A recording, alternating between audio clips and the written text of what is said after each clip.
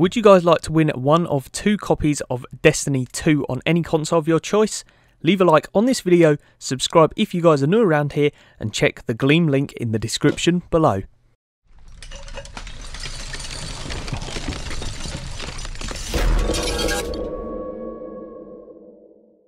Oh, what is going on, you quality lot? Quality XA here today, and today we are covering a Ask Anything from Bungie on IGN first.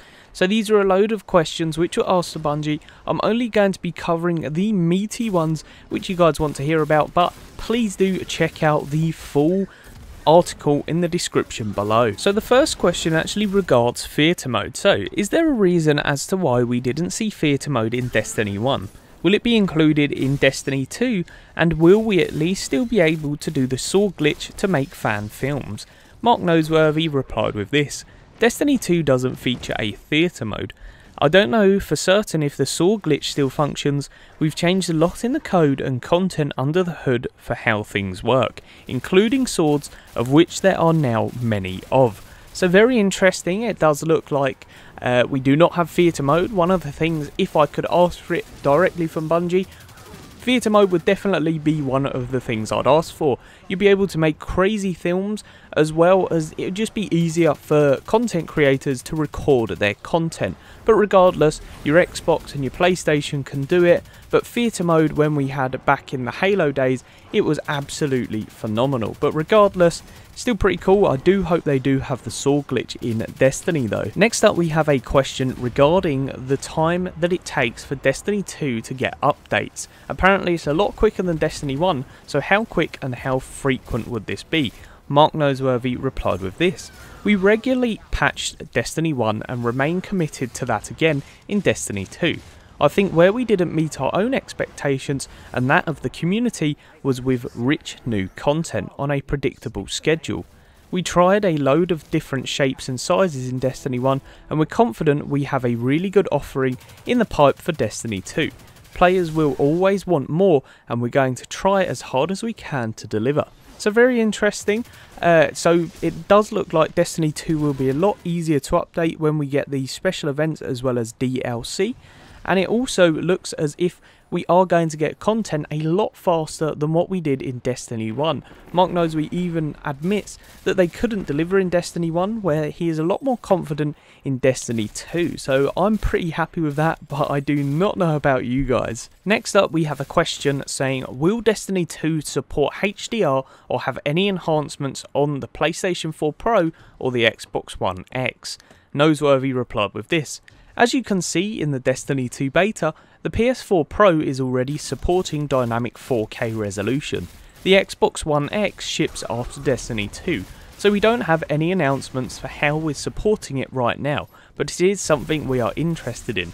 In terms of HDR, we won't support HDR at Destiny 2 console launch. We're really excited about the feature and very much want to see it arrive sometime post-launch, but I can't promise a date today. So very interesting. Obviously, with these HDR coming out, Destiny 2 could improve how it looks and support this, which I really hope for, because it will make Destiny 2 look absolutely beautiful.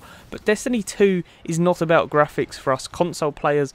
Destiny 2 is about the experience, and through the beta, even playing at 30 frames per second, the beta still made me crazy, and I still miss it right this second. Next up, we have got, will our characters remain mute through the sequel?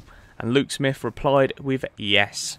So unfortunately, our characters, through cutscenes as well as little snippets talking to our ghost, we will not actually speak. Now, personally, I find this really awkward in the game, especially when you're going through a cutscene and Zavala's talking. You walk up to him and you just listen, like you don't say anything, and to be honest, that's really annoying. Like I said, it's a really awkward feature, but regardless, the cutscenes are still excellent in Destiny, and I'm really looking forward to what they can bring with these cutscenes and work around why our characters do not speak. Next up, we've got a question that asks, are there any multi-passenger vehicles? Which Luke Smith replies straight away with nope. So as you guys have seen in a load of the trailers, we have got a load of new vehicles, including tanks, different style of sparrows, and all of that good stuff, and I really cannot wait to see. The only unfortunate thing is the multi-person vehicles. I would have loved to have seen something such as a tank with a turret on top where you could get your friend to jump in and just absolutely ruin enemies in patrol, maybe even a vehicle mode of PvP. Next up, we have a very interesting question regarding armor. So, with the resilience, recovery and agility on the armor now, will the armor have a visual look to it that reflects the boost on it? For example, high resilience, heavy armor, high agility, sleeker and thinner armor. Luke Smith replied with this: with each piece of armour, the design team considered its visuals before assigning stats to it. For instance, armour that looks thick and defensive armour is assigned to a heavy designation, which prioritises resilience and recovery. Our goal with resilience and recovery and mobility is that these are stats players can feel while they're playing.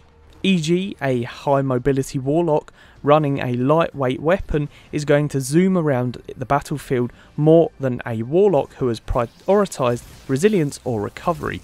Adding additional resilience, recovery or mobility to a piece of armour is just one use for a much discussed mod slot on armour in Destiny 2.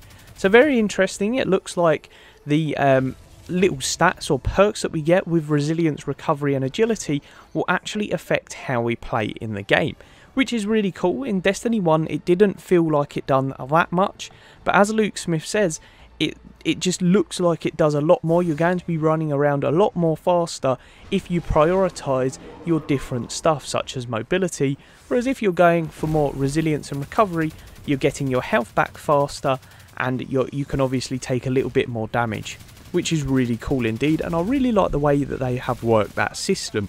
You could definitely feel in the beta that this system did work very well. The next question says, what are some of the changes you're making to the game as a result of feedback from the beta?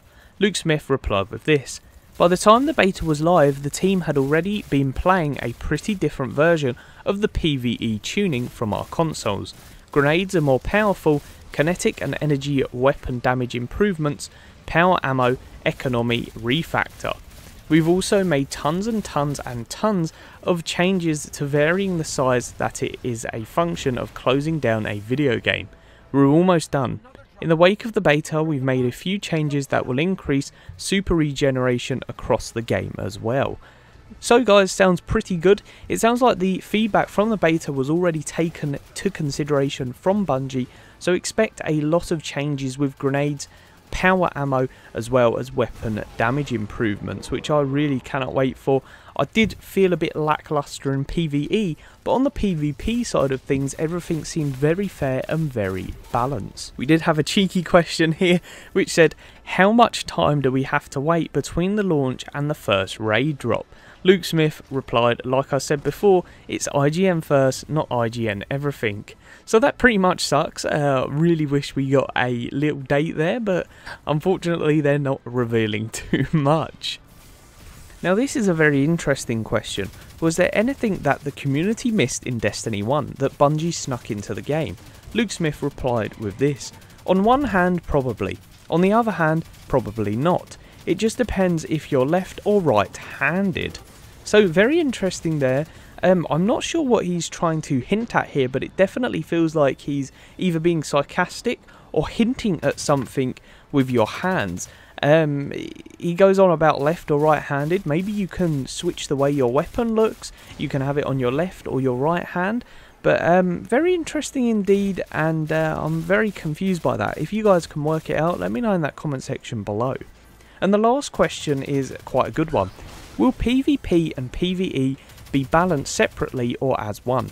And Luke Smith replied with this: PvP and PvP are balanced separately in many ways. Things like outgoing damage across weapon archetypes, ability and melee damage are all different.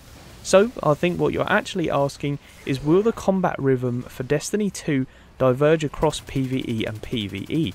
The answer to that question is no. In Destiny, you build a character with a bunch of powers and abilities, and we hope a combat rhythm that is consistent across the game. So it sounds pretty cool. It does look like they are balancing the PvE and PvP to make everything right in the game.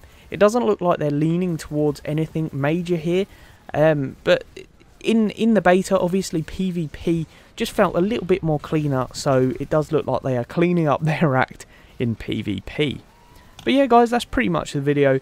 If you did enjoy, smash that like button, as well as subscribing if you guys are new around here. But as always, I post daily Destiny 2 content, and as always, like I said, I hope you did enjoy. Peace out, and I'll see you guys in the next one.